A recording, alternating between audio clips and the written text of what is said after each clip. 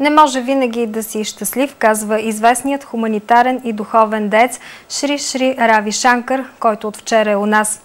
Искайки да ти е комфортно, ставаш мързелив. Искайки винаги да си богат, ставаш алчен, казва гуруто, който 3 пъти е номиниран за Нобелова награда. Още от посланията му, специалното интервю на Даниела Кънева. Алчността на неколцина е причината за този голям икономически срив. Хората или се страхуват за бъдещето, или за оцеляването си в настоящето. И в двата случая е необходимо да им дадем правилната насока, да разберат, че има толкова много любов на този свят.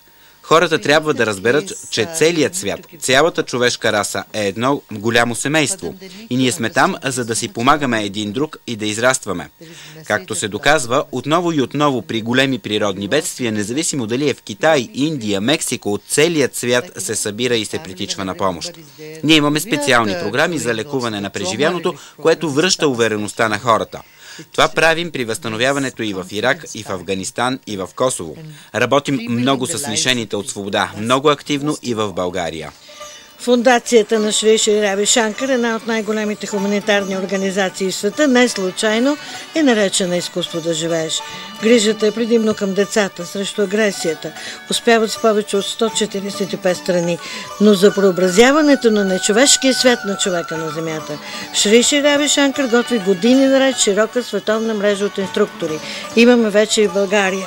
За да направиш добро, трябва да знаеш как, казва той. И имам чувството, че реформаторите и управниците са отделни кланове. Управниците не могат да са реформатори, а реформаторите не могат да управляват. А трябва да работят заедно. Махатма Ганди никога не е станал президент. Така и с майка Тереза, и с Дезмонд Туту. Ние продължаваме тази работа. Трябват ни повече реформатори в този свят. Трябваха 10 години на комунизма, за да се срине, но по-малко от 10 седмици на капитализма. Това, което трябва да преобладава сега, е хуманизмът, човешките стойности, състраданието. Наричат го Гуруджи, гуруто на антистреса, но преди всичко е просветен, съвременен, прагматичен хуманист.